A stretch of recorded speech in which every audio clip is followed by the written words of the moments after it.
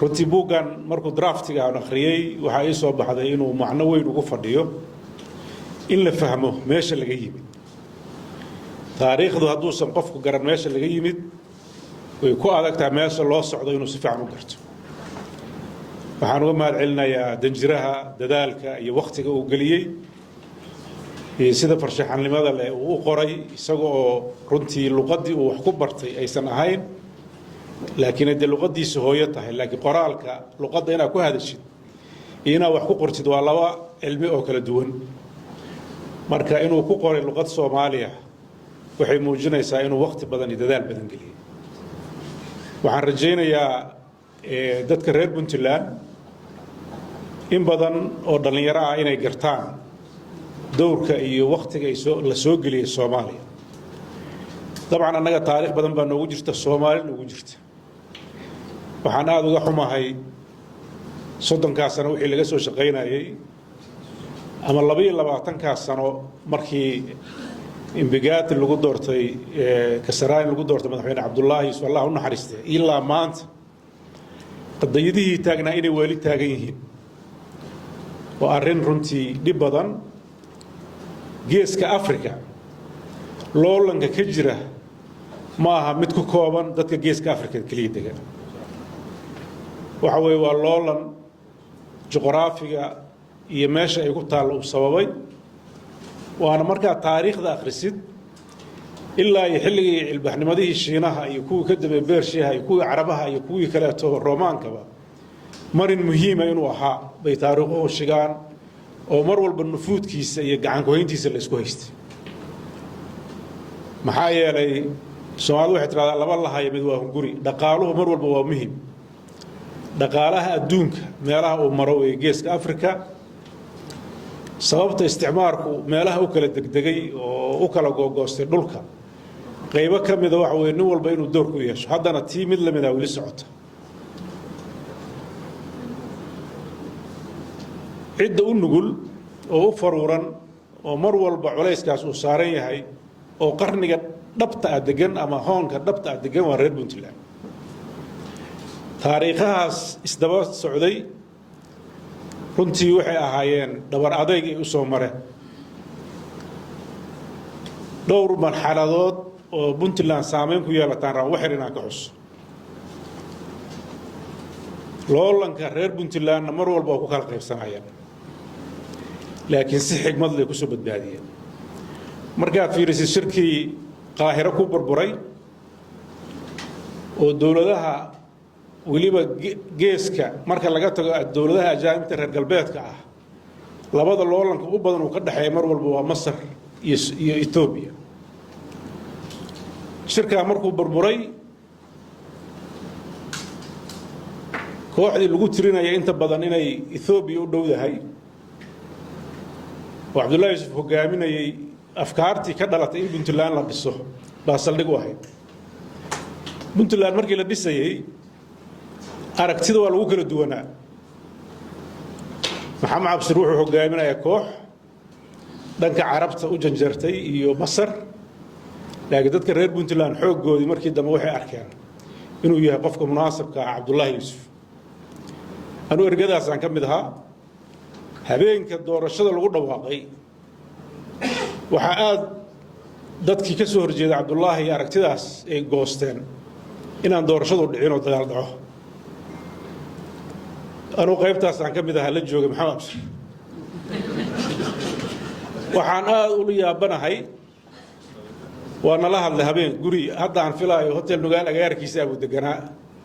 magaalada hotel Nugaal xagga wax kama xigin aad buu hadlay dhalinyaro careysan oo dad badan baa waxay aaminsan yihiin in la khashkhashaado hoolka aan la gelin wuxuu yiri aniga iyo intay la socota hadda tala leedihiin hawshaas aan la qaban dalkuna dagaal ka dhicin lana hor istaagin arrintaas hadday intii badan israacday waxaan muddo yar kadib boosaaso ku arkay King Kong Holif dadkii kooxdaas wax ka ahaa oo kulli goostay haddii dadkii Cabdullaahi doorteen inay dalka isaga tagaan fursad siiyaan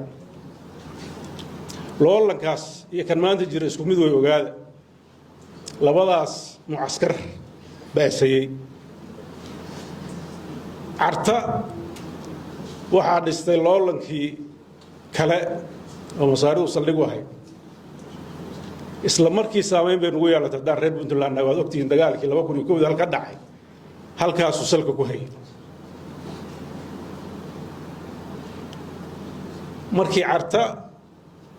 laga gudbay oo haddana cabdullaahi yuusuf mar labaadkii guulaystay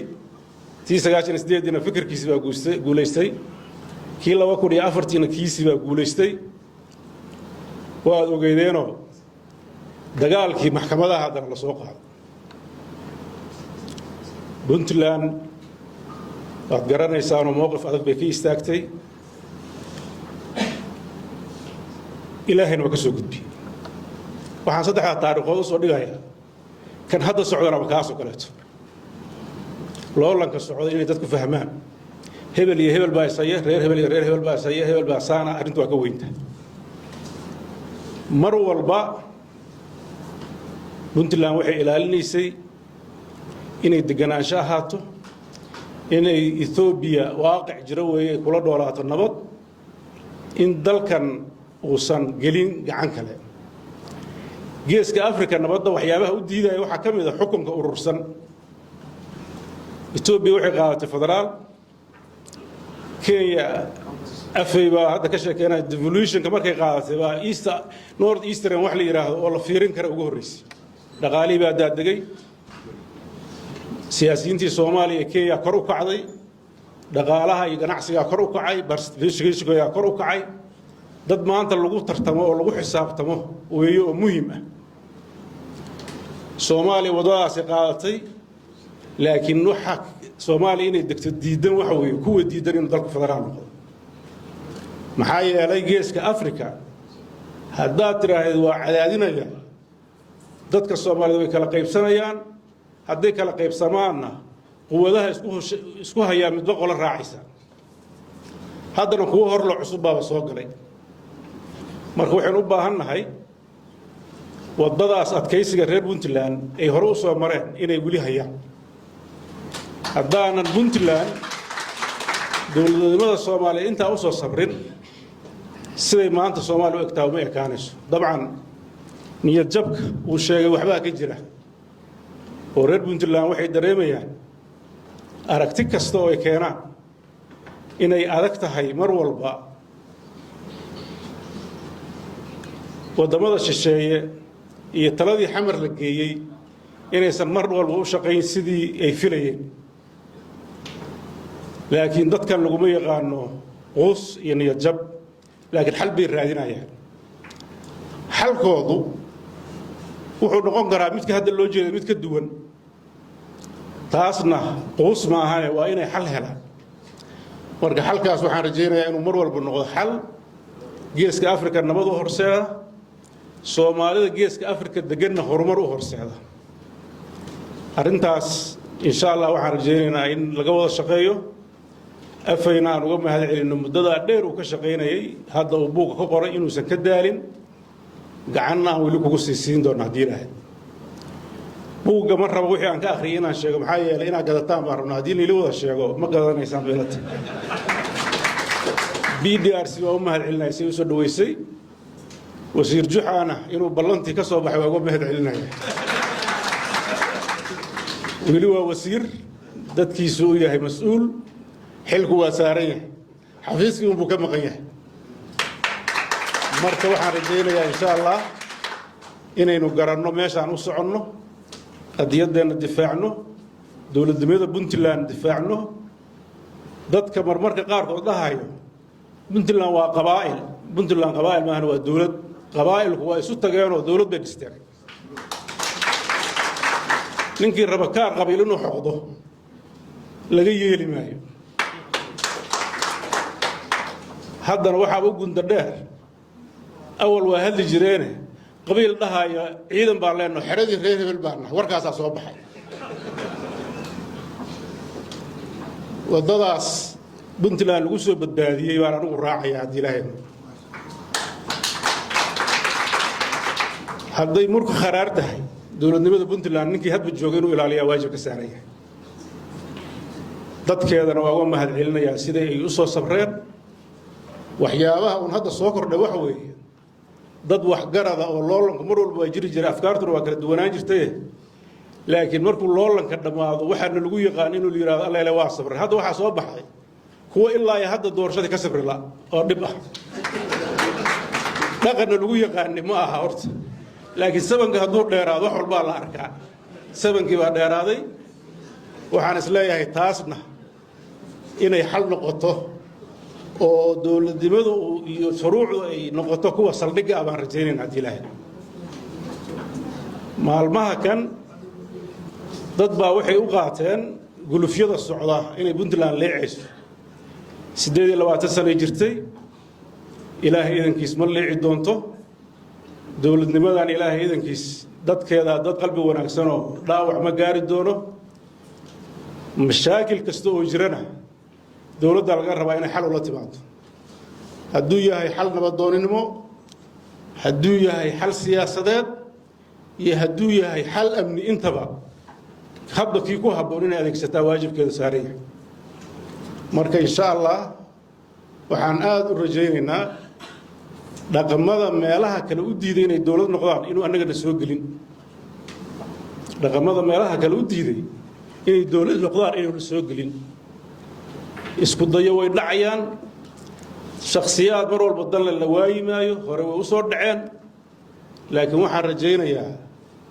qodobkaas ah loolanka markuu jirana in si xafsami loo loolamo loolanku markuu dhamaadana cidda ilaahay markaas u dhiibo xilka in lagu garab galo saasaa dhaqankeenu halna waa ka digayaa loolanka xamar iyo garow u dhaxeeya yuusan noqon loolan u dhaxeeya dadka reer Puntland waana lagu soo hungoomi cartaa damacday halka markii Cabdullaahi lagu inqilaabo waaweedeen wixii ka dhashay ma hirgelin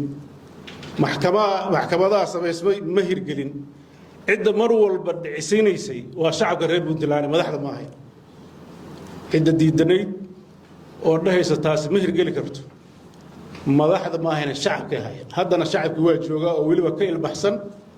oo ka dhaqaalo fiican oo ka wacyi dheer Soomaaliya waxaan u rajaynaynaa inuu ilaahay ka caafiyo qabyaaladda inay noqoto dad ismaqla oo wax kala qaybsada doodaha Puntland haddaan hor ilaahay u iraahdo oon islahayn mas'uul baa u tahay reer Puntland baa tahay waa doodo faalid oo sax ah oo Soomaali danteeda ku jirto oo dadna aan lagu dulminayn laakiin inaad tiraahdo maalintan dawladdan ku jirana tan baan ahay markaan kan tagana cadowgeedaan ahay aqli shaqayn kara maaha meeshii asal ku barbaartay oo ku baraartay baan maanta duminaya hadda waa wala adigu kugu kooban cidna ka yeeli mayso marka ma rabo inaan siyaasado badan galo afay ka qaso buuga waxaan rajaynayaa intuu yimid intii aad siday oo Puntland ugu tala gashay waa laga qaadayaa BDRC baan hawshaas u xil saaran intay gadi karta hagado intay gadi weysana waa ka tashanayna ilaahay kiisa marka intiina halka joogtana gata anu waxaan fiirinaynaa inta soo hartaan arki doonaa hadii ilaahay laakiin waxaan rabaa buugan waa muhiim waa taariikh muhiim ah waa taariikh saameyn ku leh dawladnimadeena intii halka aan joognay annaga ogeyn intii imbigaati ka socotay weeye inta hadda halka taalo dadku u soo wada joogin marka aad baad mahadsantihiin afay soo dhawow waana inaan soo noqnoqotaan rajaynaynaa